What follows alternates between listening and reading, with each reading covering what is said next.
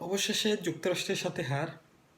৩ বল হাতে রেখে ৫ উইকেটে জয়লাভ করেছে যুক্তরাষ্ট্র। ৩ ম্যাচ সিরিজের প্রথম ম্যাচে যুক্তরাষ্ট্র বাংলাদেশকে ভরাডুবে একটা বাস দিয়ে ফেলল।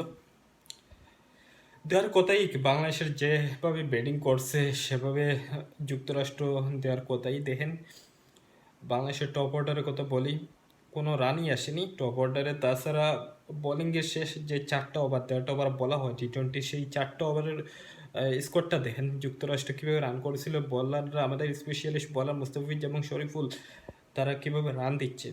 শেষ 4 ওভারে 55 রানের প্রয়োজন ছিল যুক্তরাষ্ট্রের, এবং সেখান থেকে সেই 55 রান তুলতে তাদের মাত্র 21টা বল খরচ হয়েছে। 3 বল হাতে রেখেই জয়লাভ করে ফেলেছে। মুস্তাফিজুর রহমান ডেট ওভার স্পেশালিস্টটাকে বলা হয়। 17তম ওভারে এসে তিনি 17 রান দিলেন। পরবর্তী ওভারে আসলেন শরীফুল, তিনি এই ওভারে এসে 14টা রান দিলেন।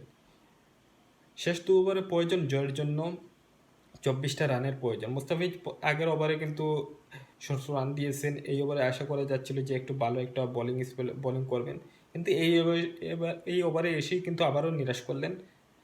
তিনি 15টা রান দিলেন। এখানেই কিন্তু হেরে গিয়েছে বাংলাদেশ বোলিংয়ের ক্ষেত্রে। শেষ ওভারে বোলিং অপশন নেই, রিশাদ ছিলেন, জানি না কেন বোলিং করানো হলো না। মাহমুদুল্লাহ রিয়াদকে দিয়ে বোলিং করানো হলো এবং তিনি প্রথম বলেই কোরিয়ান অ্যান্ডারসন 6 মেরে ব্যবধানটা কমিয়ে নিলেন। যথারীতি ম্যাচটা হাতেই চলে গিয়েছে। আর ব্যাটিংয়ের কথা কী বলবো ভাই, ব্যাটিংয়ে সৌম্য 11 বল থেকে তিনি, যদিও একটু মোটামুটি বলা চলে, খারাপ না, 20 রান করেছেন। আমাদের লিটন দাস, যাকে নিয়ে এত আশা, বিশ্বকাপে এসেছেন, বরাবরের মতোই তিনি কিন্তু সেই ডুবিয়ে যাচ্ছেন। 15 বলে 14 রান করেছেন। নাজমুল হোসেন শান্ত, ক্যাপ্টেন কোথায় খেলে যাচ্ছেন, ক্যাপ্টেনের দায়িত্বে খেলে যাচ্ছেন, কিন্তু কোনো পারফরমেন্স নেই, একটাও পারফরমেন্স নেই তার। জিম্বাবুয়ের সাথেও নেই, নিউজিল্যান্ডের সাথেও নেই। এই ম্যাচেও 11 বলে 13 রান, 3 রান করেছেন, টেস্ট খেলে যাচ্ছেন। সাকিব আল হাসান 12 বলে 6 রান করে আউট হয়ে বিদায় নিয়েছেন। কোনো মানে, এই যে ব্যাটসম্যানগুলো করেছেন তারা মানে কত রান করেছেন, 50 রানও হয়নি, 50 রানও করেন বোধহয়। ওভারটা অনেকগুলো ওভার খেয়েছেন। শেষ দিকে হৃদয় এবং জাকের আলী অনেক, এবং মাহমুদুল্লাহর কথা বলবো। মাহমুদুল্লাহ 22 বল থেকে 33 রান না 31 রান এরকম একটা ইনিংস খেলেছেন। তবে তাদের এই রানের উপরেই বল করে কিন্তু 153 রান করে, কিন্তু এই যে 153 রান স্কোর, এটা কিন্তু মোটেও পারফেক্ট নয়।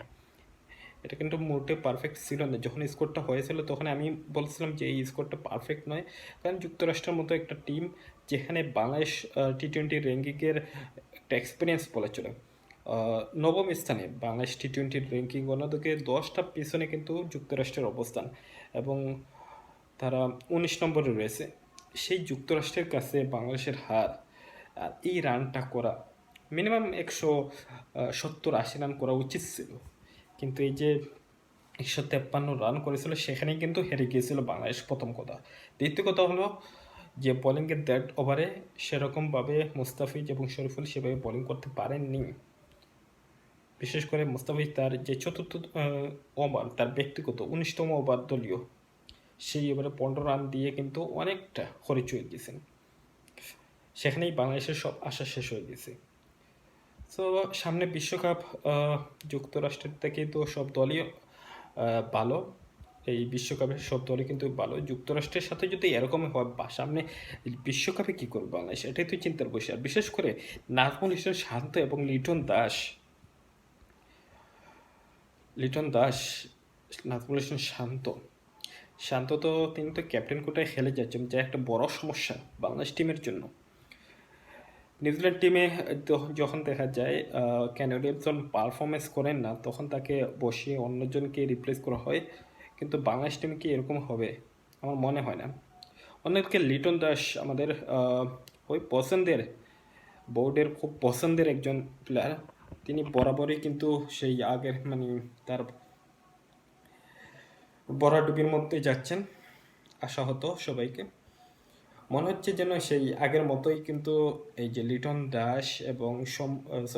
দাস এবং নাজমুল হোসেন শান্ত যেরকম আগে যেরকম তাদের বিরুদ্ধে সবাই মানে দর্শক সাপোর্টাররা যারাই রয়েছেন যেভাবে বিভিন্ন ধরনের টল করেছিলেন, সেরকম টল করার পর তারা একসময় ফর্মে ফিরে এসেছিলেন, ভালো রানও করেছিলেন।